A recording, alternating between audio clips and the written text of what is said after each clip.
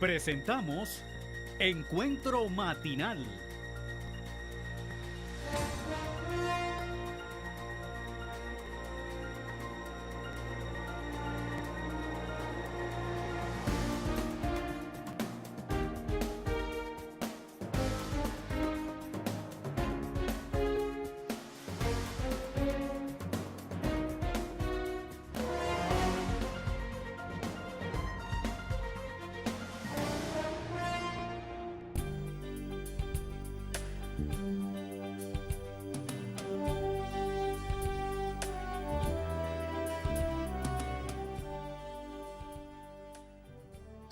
En aquel tiempo, dijo Jesús a sus discípulos, comprended que si supiera el dueño de casa a qué hora viene el ladrón, no le dejaría abrir un boquete. Lo mismo vosotros, está preparados, porque a la hora que menos pensáis, viene el Hijo del Hombre.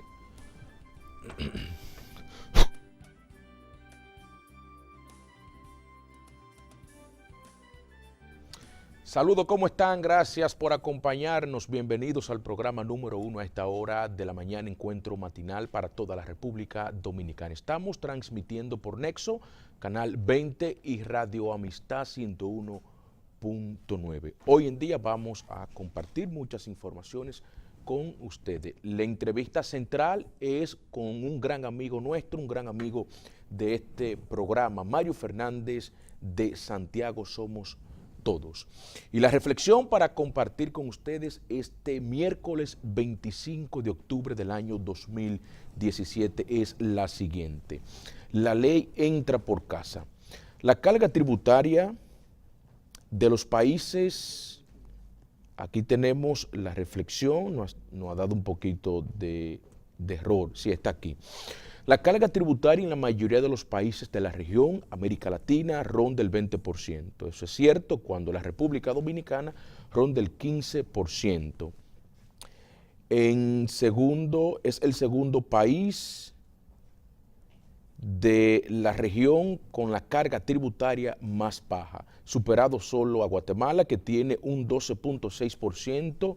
Mucho en el gobierno pretenden atribuir la baja recaudación fiscal a esa situación, pero en la práctica no es verdad, porque en el país existe un sistema fiscal agresivo, porque la cantidad de impuestos son indirectos y esto, al no estar dentro de la formalidad, no cuentan para establecerlo en la carga tributaria. Pero ¿qué esperar de un país donde la mayoría de legisladores y funcionarios públicos se resisten a pagar sus impuestos y lo demuestra que no pueden presentar su declaración de pago de impuestos en la declaración jurada, lo que tristemente incluye al presidente de la República Dominicana, el presidente constitucional del país, Danilo Medina Sánchez, que no lo ha hecho aún. Recuerdo a los padres que siempre se referían al ejemplo que como adultos y cabeza de familia debían mostrar, porque como anda la cabeza, camina el cuerpo. Lo peor de esta problemática es que los impuestos que le entran al Estado se pierden en la corrupción y la impunidad. Son muchas las correcciones que debemos hacer, no solo para cobrar los impuestos a todos, sino para darle un buen uso a esos recursos que en la mayoría de los casos, o en todos los casos, lo pagan los contribuyentes. Y la frase para compartir con ustedes es la siguiente: como la dicha de un pueblo depende de ser bien gobernado, la elección de sus gobernantes pide una reflexión profunda.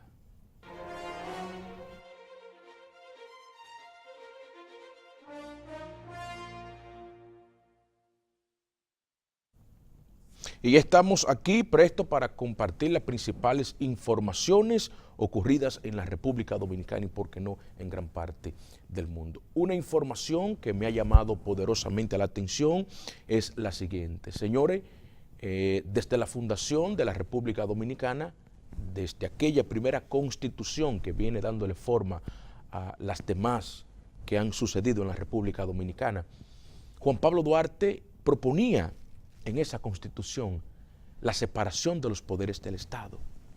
El poder legislativo debe de actuar de manera independiente, el poder ejecutivo no debe inmiscuirse en los asuntos del poder legislativo, asimismo el poder judicial. Aquí tenemos una información, sí, que queremos compartir con ustedes, que la República Dominicana figura entre los países con la peor independencia judicial. En la teoría, sí, como lo establece la Constitución de la República Dominicana, que establece, valga la redundancia, la separación de los poderes, en la práctica no es así.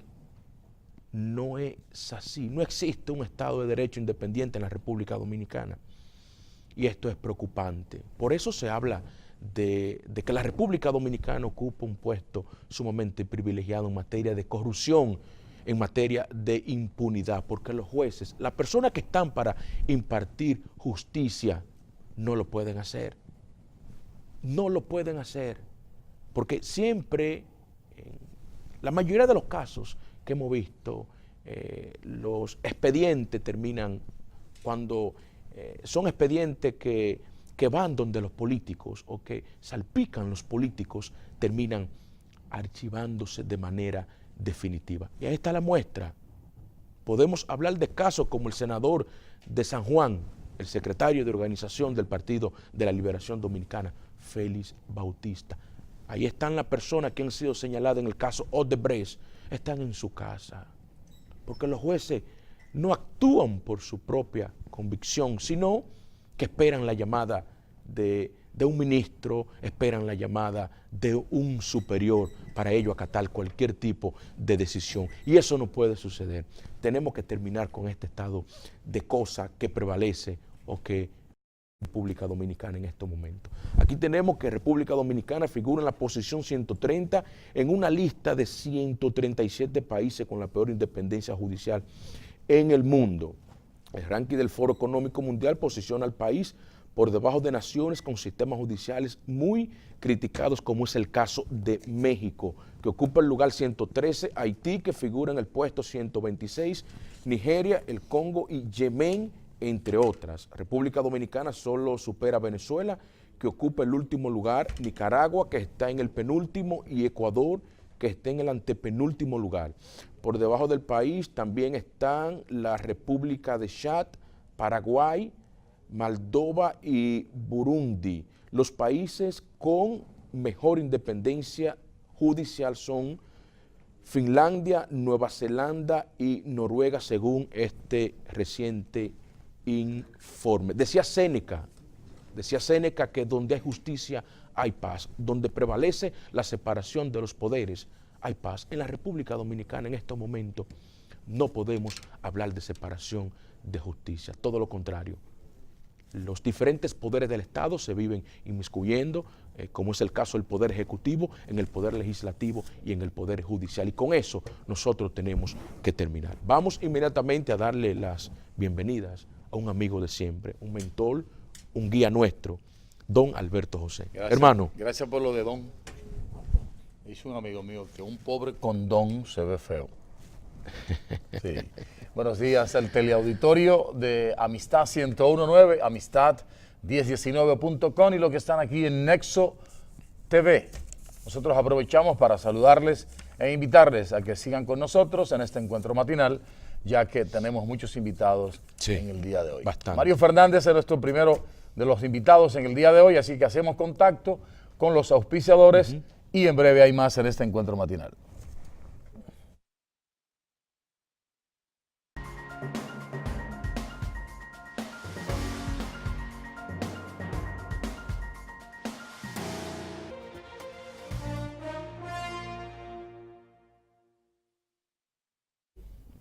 Qué bueno que están con nosotros en la continuidad de su encuentro matinal a través de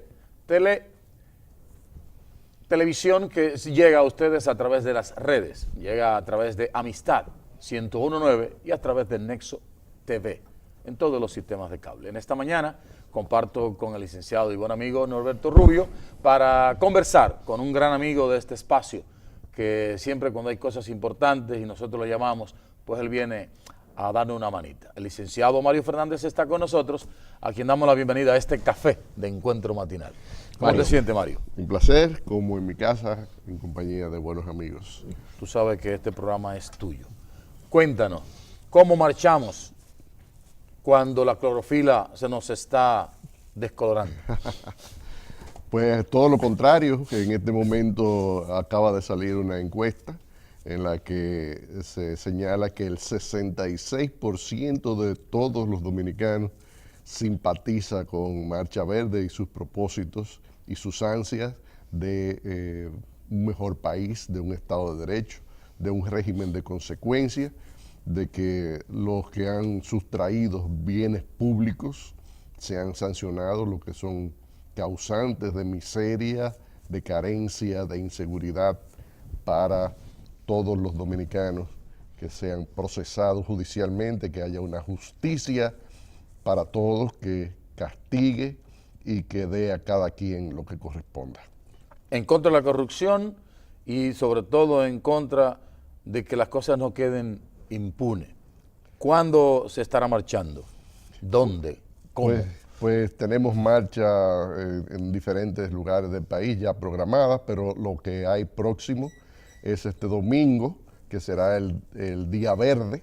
Domingo 29. Sí, este domingo tendremos todos los simpatizantes de Marcha Verde exhibirán una prenda verde, un lazo verde, una bandera verde, una cinta verde, pero se expresarán y manifestarán su respaldo a este movimiento que recoge un sentir, una ansia de justicia de todos los dominicanos por el fin de la impunidad. Mario, ¿Se va a hacer en Santiago? En Santiago incluso tenemos de manera particular una caminata que se estará desarrollando en la bahía de Pueblo Nuevo. Recorrerá las calles de ese sector de Santiago. Es una actividad local, pero que sí cuenta con el respaldo de Marcha Verde y que está dentro de la celebración de este Día Verde.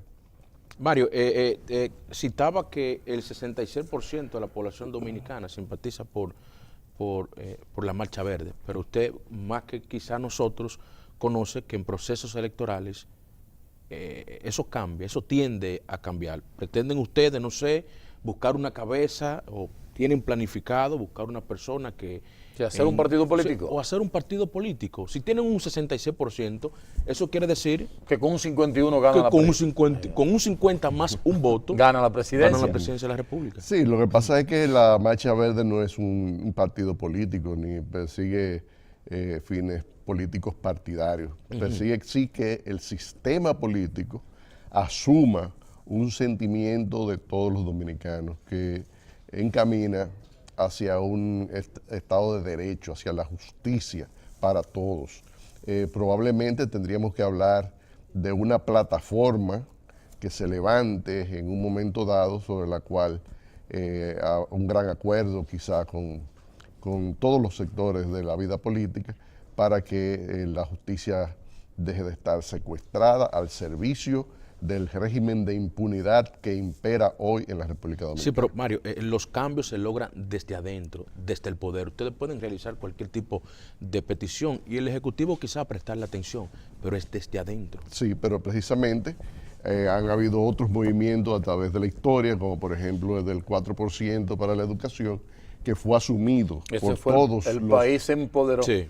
Este fue un tema que asumió toda la clase política y que fue firmado un pacto incluso que se comprometieron a implementar, sea quien sea el ganador de las elecciones, que se estableciera un sistema que garantizara que se aplicara el 4% para la educación.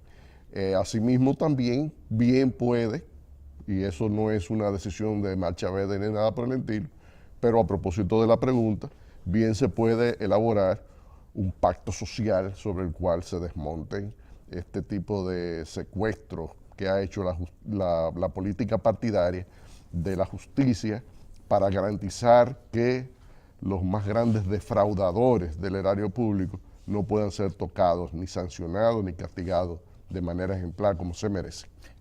Cuando se asume un tema, es distinto a cuando se asumen varios. O sea, ese empoderamiento que hicimos del 4% por la educación, que le correspondió al licenciado Medina aplicarlo, si ahora asumiéramos sin dejarlo de la impunidad, sin dejarlo de la corrupción, un 5% por la salud.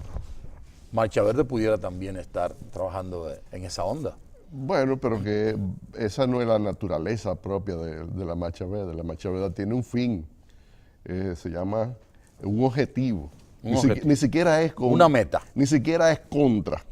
No es una meta. No es contra nada, sino a favor del fin de la impunidad. Es el tiempo ya. De la corrupción y la impunidad. Son los dos temas que ustedes... Es que el problema de la corrupción siempre va a haberlo en cualquier sociedad. Bueno, por la impunidad también. Pero el matrimonio entre don corrupción y doña impunidad ha venido dando a luz una serie de crímenes que hoy estamos viendo en la sociedad dominicana, desde el latrocinio descarado de los recursos públicos hasta el rapto, la extorsión y el asesinato. Es decir que es algo a que nosotros tenemos que abocarnos a enfrentarlo, porque va a seguir alumbrando otros males peores si no los enfrentamos a tiempo, y eso es un 66%, es poco para lo que debemos estar. No, debiéramos ser un 99%. Solamente los ladrones impunes descarados podrían estar quizá en un 0.2%.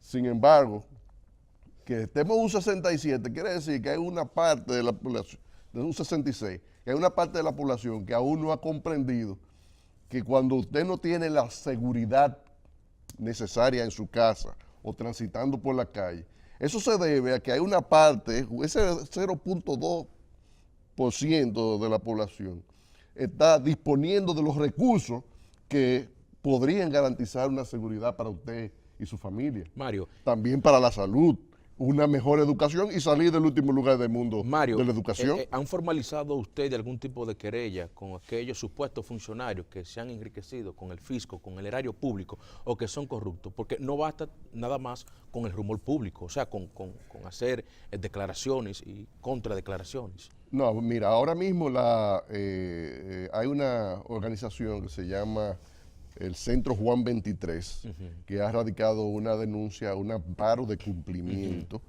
contra más de 80 diputados que no han dado cumplimiento a la ley, que no han respetado el pago de los impuestos ni las declaraciones que deben hacer al Estado, al fisco. Usted no puede estar pretendiendo que vamos a incrementar los impuestos de todos los dominicanos cuando hay una parte de la población que está burlando a la sociedad y no está pagando impuestos, sino que se está robando el dinero de los impuestos que pagamos todos. Entonces hay que empezar a enfrentarlo, y esta denuncia de Juan 23, que cuenta con nuestro respaldo y del respaldo de... Está basado en un trabajo realizado por Oxfam. Es una institución que ha hecho un estudio, Exacto. que es la que lo avala. ¿Involucra al presidente de la República? Dice que tampoco el presidente. Entonces, todo el que no cumple la ley la está irrespetando, y debemos sentar un precedente, una cultura de respeto a la legalidad, y eso empieza por las autoridades. Gracias, Mario. No tenemos todo el tiempo que quisiéramos Mario, darte por la cantidad de invitados, Gracias. pero siempre es un placer tenerte aquí en este encuentro matinal. Hacemos contacto para regresar en breve.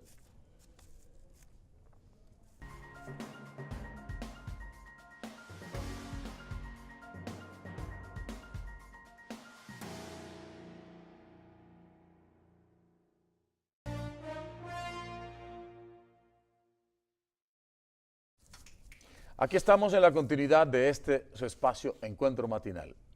Y en esta mañana hemos invitado dos jóvenes profesionales con especialidades muy especiales, valga lo que podría ser una redundancia, porque nos van a hablar de algo que ninguno de nosotros estamos exentos, de un accidente cerebrovascular, o el famoso ACV. Para el día 29 próximo se estará celebrando el Día Nacional o Mundial, internacional del ACV. Y en Santiago tenemos la suerte de tener una unidad que atiende con especialistas estos males. La Clínica Corominas, que ustedes saben es un icono de la medicina, tiene a estos profesionales que están con nosotros y nos vienen a hablar de la campaña promocional que ellos están haciendo. Yo voy a dar la bienvenida a la doctora Yajaira Franco, que es neuróloga vascular. Eso no abunda mucho, esa es su especialidad. Ella es egresada de Pucamaima y con la especialidad en medicina interna en el centro que ha dado a los mejores médicos de este país, el Hospital Regional Universitario José María Cabral Ibáez. La especialidad en neurología vascular la hace en la Universidad de Puerto Rico. Y está con nosotros el doctor Cosme Villamán, que él es neurocirujano endovascular. Oigan esto, también es un producto de nuestras universidades que viene a poner de manifiesto de que no tenemos que salir del país ante cualquiera de estos problemas, ni salir de Santiago. Con esta introducción yo le doy los buenos días y la bienvenida. ¿Cómo se siente? Muchas gracias. ¿Todo bien? Muchas gracias, muy bien. Yajaira y Cosme. Hay Cosme de apellido y Cosme de nombre. Sí, en este caso es nombre. Tenemos dos santiagueros Sí. aquí que sienten por la ciudad y que ofrecen su servicio. Me gustaría comenzar, doctora, ¿qué están haciendo ustedes para dar a conocer lo que es el famoso ACV? Bueno, el famoso ACV, como usted dice, cabe destacar que la población los reconoce con diferentes nombres, hay muchos nombres para referirse a él. ACV, como usted menciona, accidente cerebrovascular, evento cerebrovascular. ¿Cómo usted prefiere?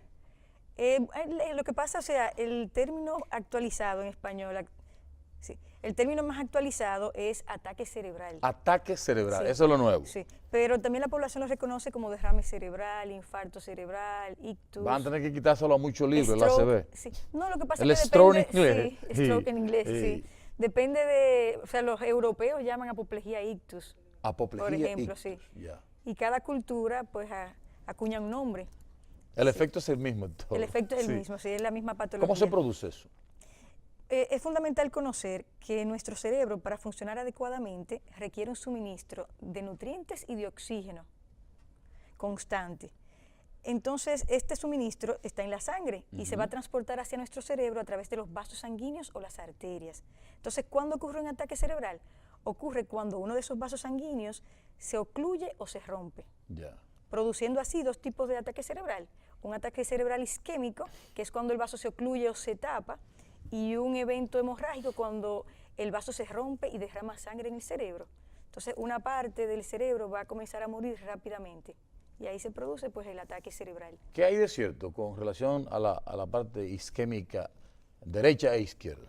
¿Es cierto que afecta, qué afecta al izquierdo y qué afecta al derecho?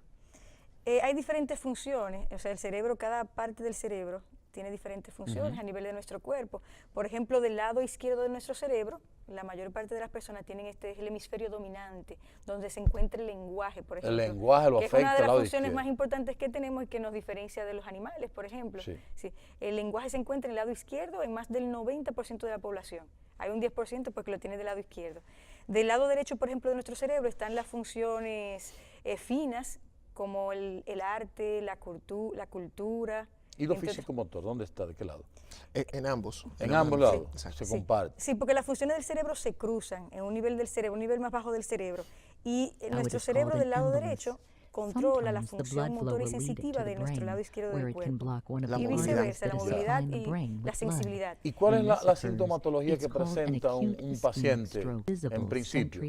Una persona que está tranquila y ¿qué le motiva para ir a una consulta médica o con la rapidez que haya que ir? ¿Eso es una emergencia? Sí, es una emergencia y los síntomas son muy variados. Los tres más frecuentes que los pacientes presentan son alteración del habla. Alteración del habla. no Comienza a balbucear, no balbucear, habla bien. Sí. Hablar Hablar estropajoso o sencillamente como si no tuviera puede- bebido. Sí, así mismo lo refieren los Sí. pacientes como Porque un el alcohol lo borracho. que hace es intoxicarnos, ¿verdad? Sí. Exacto. El familiar siempre lo refiere así. Pero sí, puede ser también que esté totalmente mudo, que no pueda producir Pierda la voz. palabras, que pierda la voz. Quede afónico. Ese es uno de los más frecuentes, con desviación de la comisura labial, la boca se le vira Se le hacia un tuerce la lado. boca, Se dice le la tuerce la gente. boca, Se le tuerce la Sí. boca. Y debilidad de un lado del cuerpo, que puede ser todo un lado del cuerpo o solamente un brazo o una pierna. Sí. Esos son los tres más frecuentes, pero también el paciente puede presentar hormigueo, adormecimiento, calambres en un lado del cuerpo, Ya. inclusive la cara, déficit visual de un ojo, de los dos ojos, trastorno para caminar, puede presentar dolor de Inestabilidad. cabeza sin estabilidad, dolor de cabeza de forma súbita. ¿Qué parte de la cabeza se duele?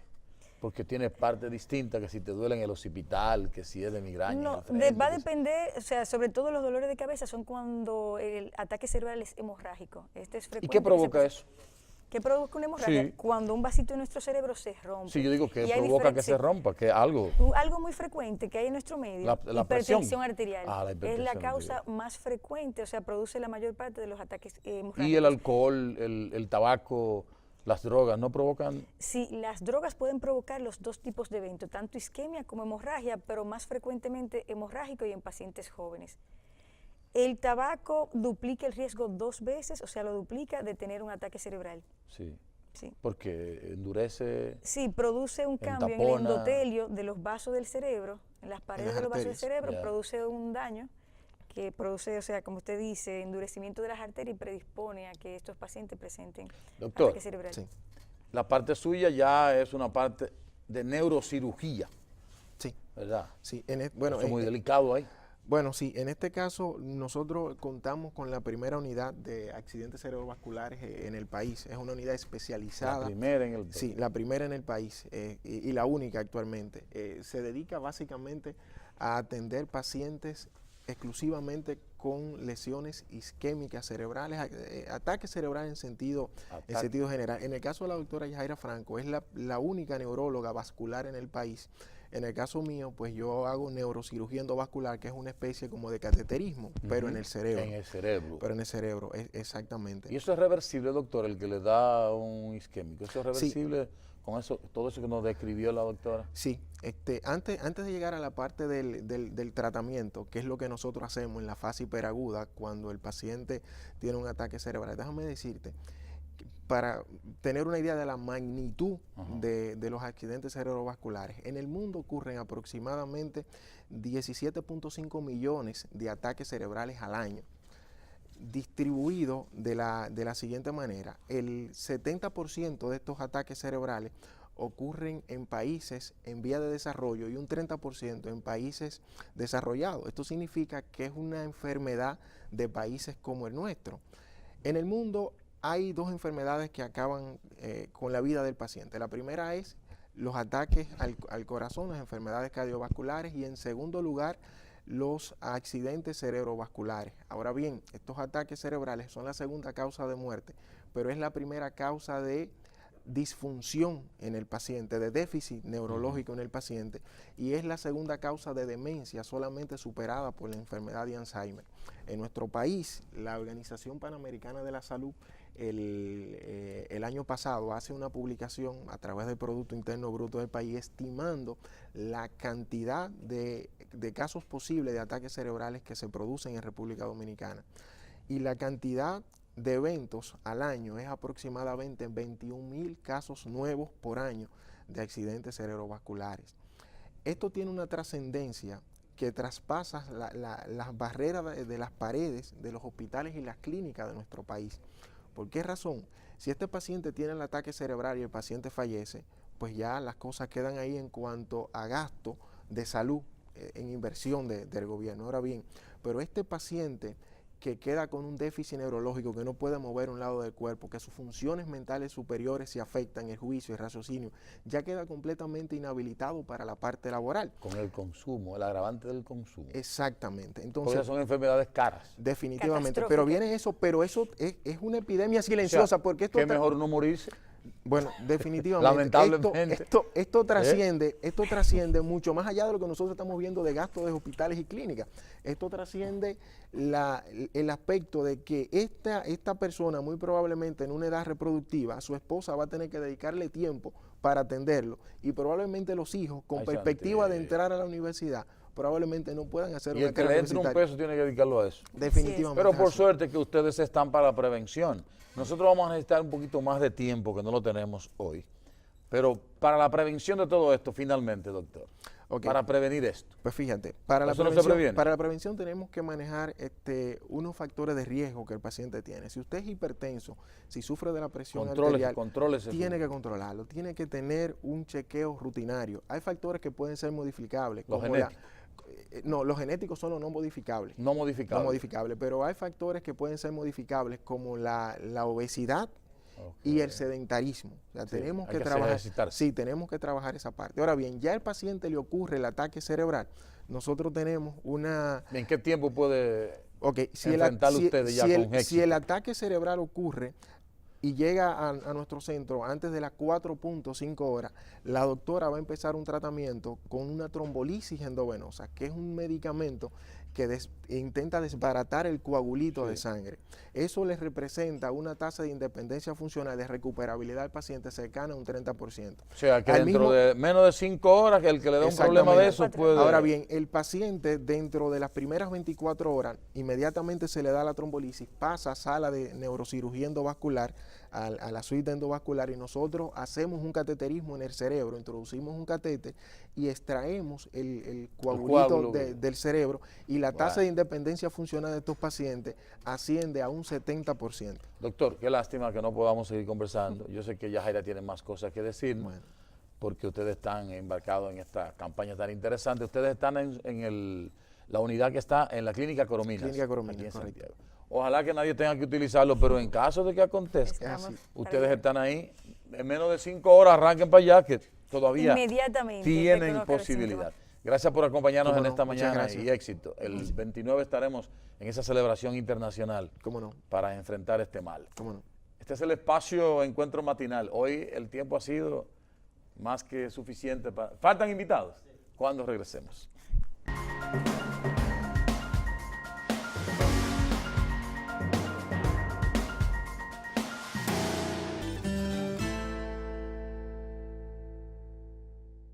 Bueno, gracias por continuar con nosotros en esta su presentación cada mañana de este Encuentro Matinal.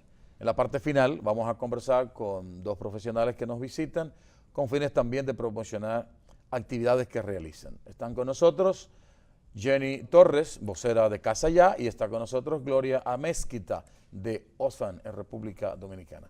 Damas, buenos días y bienvenidas. Muy buenos ¿Cómo días. se siente? Muy bien. ¿Le brindaron café ya? Claro que sí, Pero muy me la dejaron para contenta. último. Y dice No importa, el los pasaje últimos, bíblico que sí. los últimos Es serán así. los primeros. Lo mejor para el final. Lo mejor para el final. Cuénteme, ustedes están cambiando prioridades. ¿Cómo Sí. lo hacen?